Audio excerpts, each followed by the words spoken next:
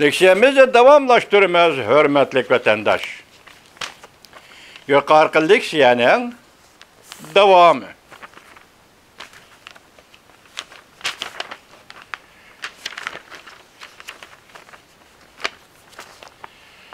Bu kelişem Türkiye Cumhuriyeti olan Cumhuriyet Halk Cumhuriyeti o'rtasida imzolangan bu kelişem Beijing bilan Ankara o'rtasida terroristlarga qarshi turish. Beijing bilan Ankara o'rtasida terroristlarga qarshi turish va jinoiy ishlarga zarba berish jihatida hamkorlashish ehtiyojimiz bor. Li Yeqiang mundaq dedi. Jungoning tashqi ishlar ministri, muavin ministri Li Yeqiang mundaq dedi.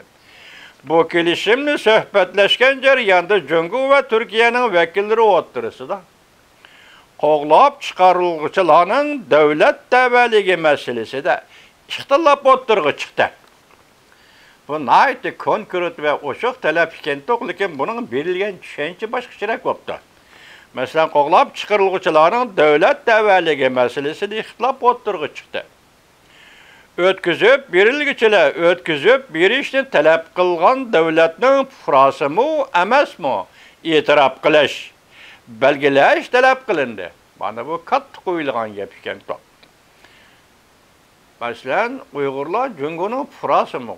Uyg'ur qandaq bo'lib Jungoga fuqaro bo'lib qoldi? Bu savollar kayni-kayni kelish kerak vatandosh, shundaqmi yo? Fuqarosimi emasmi e'tirof qilish, belgilash talab qilindi. Lekin Jungo taraf bundaq hisobladi. Bundaq taklif jinoyatchilarning davlat tavalligini o'zgartib, o'tkazib berishdan saqlanishiga ilhom berganlik bo'ldi. Masalan, davlat tavalligini o'zgartib, Turkiya tavalligi o'tgan bo'lsa, o'tkazib berishdan saqlanib qolish ilhom berganlik bo'ldi. Bu Xitoyning xato. Hatta pasportga erishgan, Turkiyada pasportga erishganlarni qo'lga oldingmi? Ilhom berganlik bo'ladi. Ikki taraf oxirat davlat tavalligini e'tirof qilish vaqtni ochiq aytmay, ikki davlat o'zining ichki qonunlariga asoslanib bu ishni boshqaruvchi bo'limlarga topshirib berishga qo'shildi, dedi. Jungo Tashqi ishlar ministrligining muavin ministri Li Yeqiang. Li Yeqiang Turkiyada tug'ilgan xon qiz Qurban mundaq dedi. Turkiya ularning, ya'ni Jungoning talablarini kelishimga kirgiza olmaydi. Bu demak, Turkiyaning davlat tavalligi o'tgan bo'lsa-mu, nurg'unlagan Uyg'urlar yanala Beijingning besimiga uchrayotdi. Xon qiz Qurbanning ota-onasi Turkiya davlat tavalligiga o'tgan bo'lsa-mu, Türkiye fuqarosi bo'lib bo'lgan bo'lsa-mu, Jungo doiralar tarafidan tutib ketildi. Agar bu kelishim Turkiya parlamentida tasdiqlangan bo'lsa, men ota-onamni endi ko'rolmayman deb ansirayman. Agar bu kelishim Turkiya parlamentida tasdiqlangan bo'lsa, deydi xon qiz Qurban Uyg'ur, men endi ota-onamni ko'rolmayman deb ansirayman, deydi xon qiz.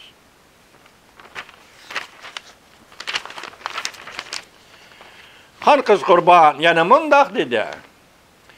Mening ota-onam kichik vaqtida Turkiyaga kelgan. Onam 19 yosh edi, Xinjiangdan yoki Uyg'uristondan Turkiyaga kelgan. 2017-yili ota-onam Xinjiangda yoki Uyg'uristonda Urumchida Jungo soqchilari tarafidan tutib ketildi. Shu kundan boshlab ular tashqari dunyodan ayirib etildi. Nazarband qilingan Uyg'urlar. Kichik mavzu. Kishilik huquq tashkilotlari mundaq ko'rsatdi. 2017-yildan beri Jungo hukumatı yig'ib olish lageriga 1 milliondan ortiq Uyg'urni nazarband qilib, jismoniy jihatda qiynadi, tug'ut cheklashga majburladi, majburiy emgakka soldi. Diniy e'tiqoddan voz kechishga majburladi, lekin Jungo bu qilmishlarni izchil inkor qilib keldi. Türkiye Cumhuriyeti'nin prezidenti Erdoğan Cüngü hükümeti 2009 yılı 7. ayda Ürümçi'de Uygurlarının namayış hareketlerini bastırganda soykırım, erik yoktış dep atagandan keyin Ankara bilen Cüngü'nün münasibeti bir mezgel ciddilişip ketdi. 2016 yılı, 2010 yılı 10. ayda iki taraf stratejik hemkarlık münasibeti ornatgandan keyin münasibetler iki devlet o'rtasida ilişki başladı. Brezhnevskiy ilmiy jamiyatining Amerikada yuqori darajali tadqiqotchisi Kemal Kırısı bunda ko'rsatdi. Cüngü